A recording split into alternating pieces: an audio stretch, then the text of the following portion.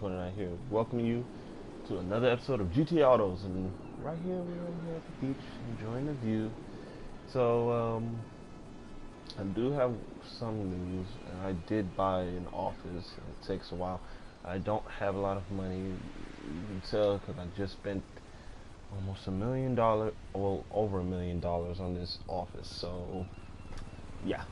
We're gonna go drop by over there after the video and the commentation of this car is over.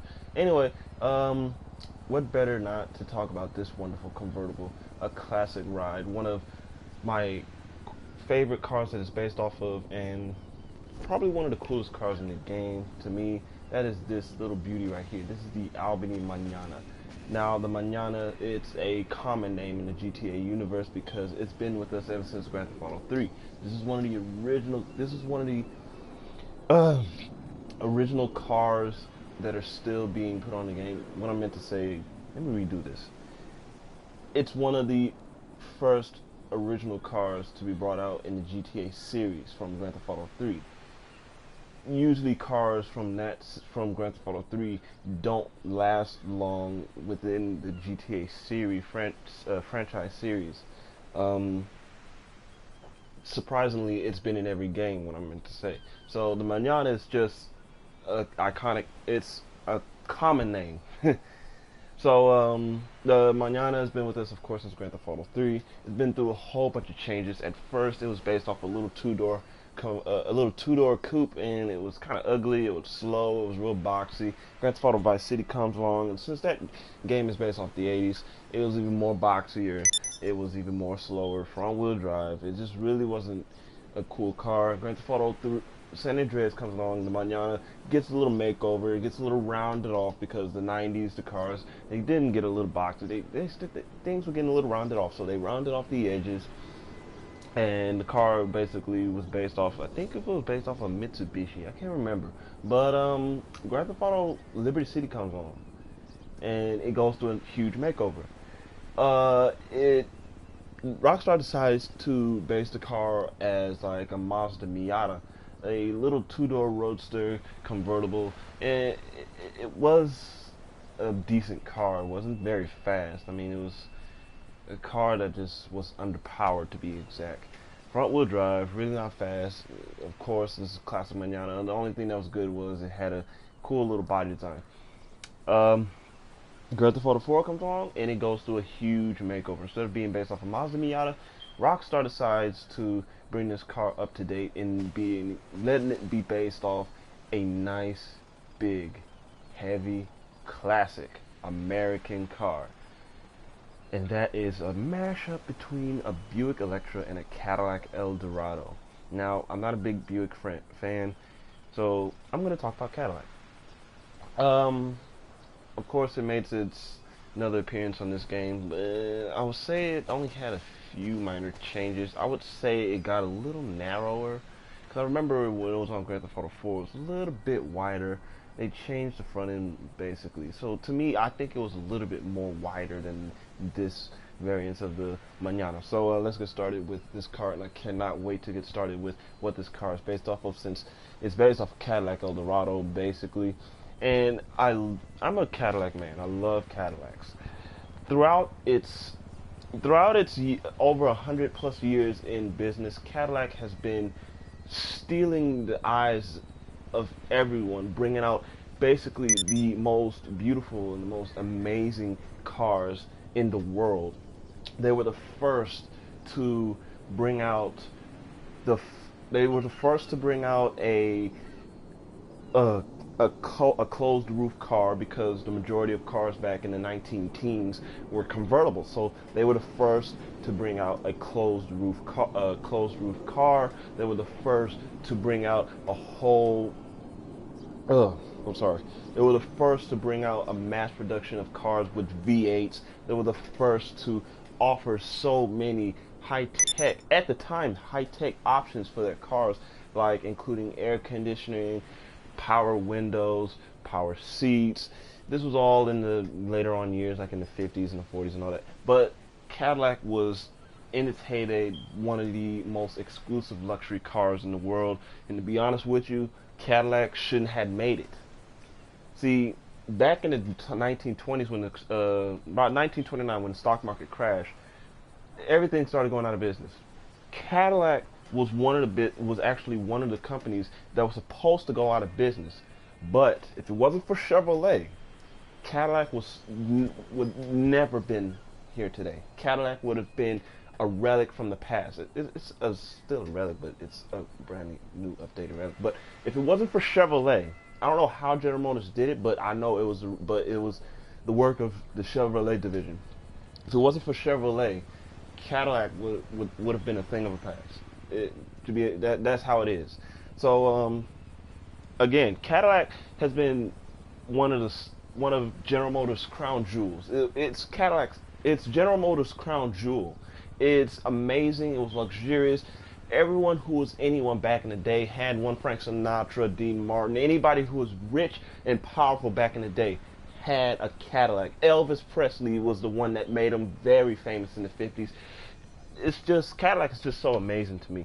I love the fact that it's just been here all these years and it's still pumping out lots of beautiful, luxurious cars. Now, to be honest with you, I did not like the 80s Cadillac.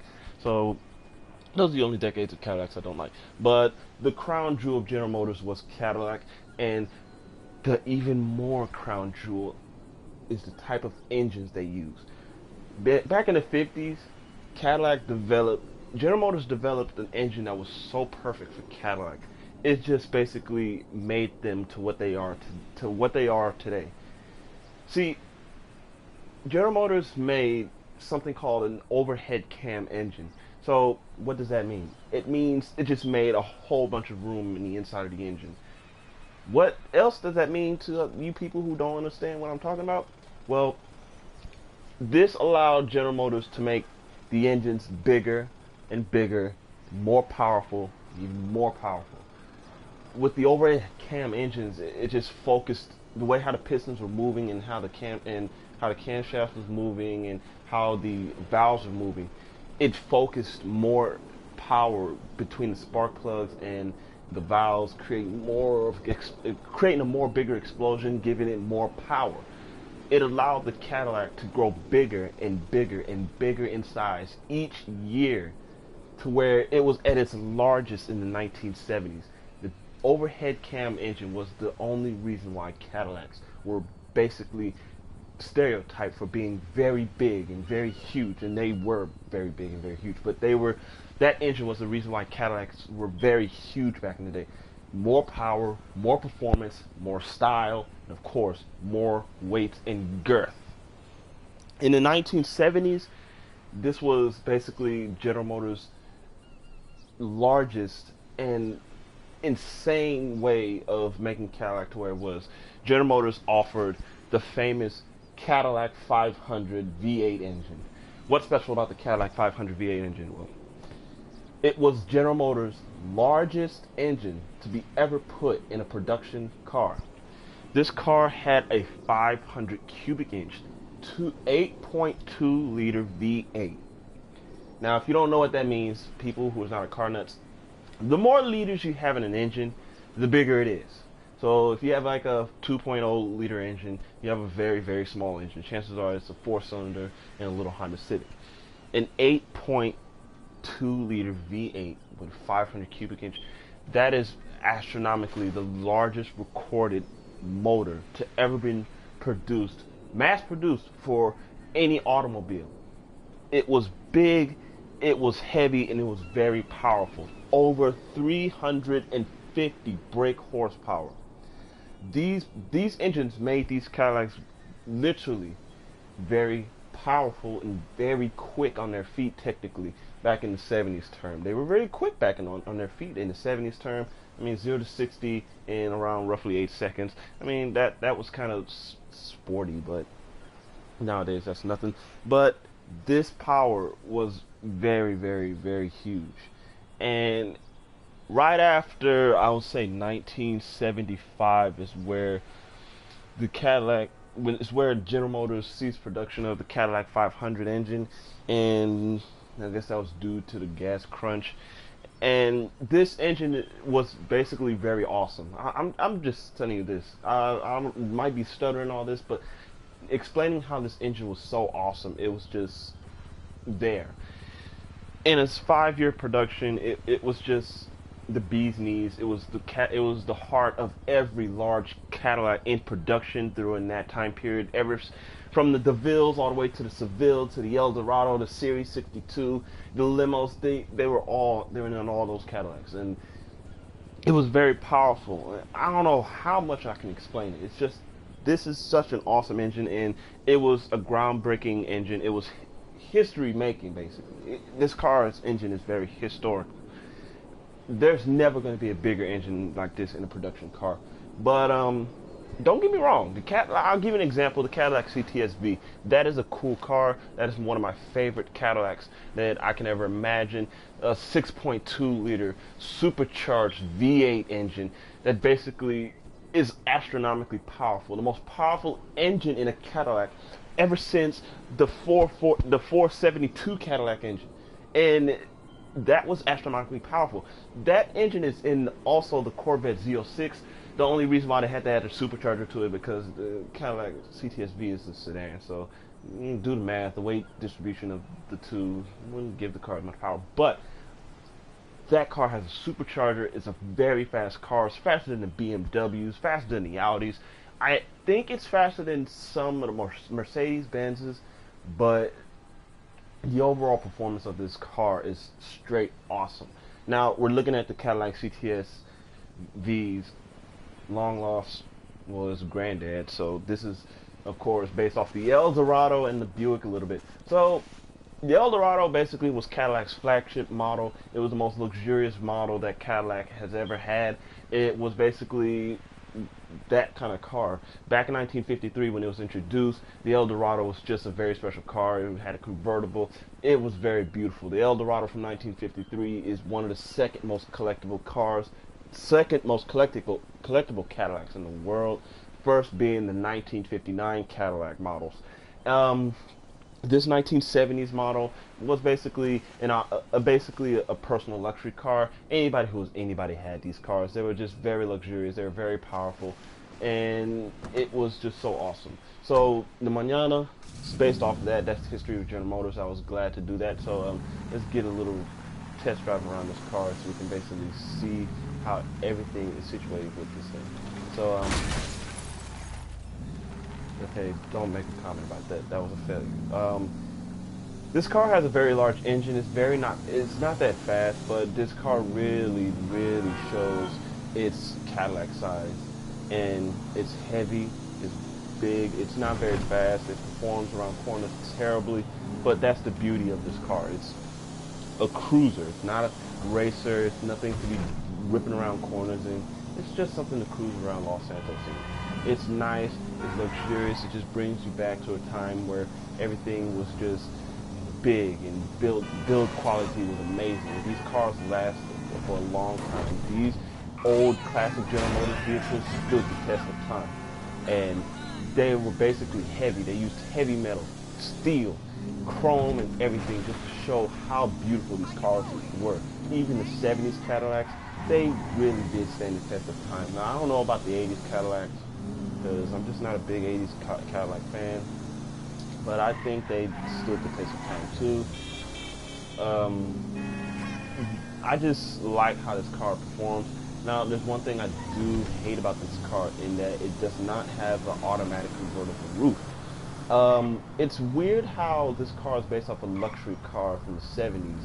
And think of it, Cadillac was all about luxury, so they would be crazy not to add an automatic convertible roof for the Eldorado or the Coupe de Ville convertibles. It's insane. It's basically like not adding the macaroni. That's like not adding the cheese and macaroni. It's stupid.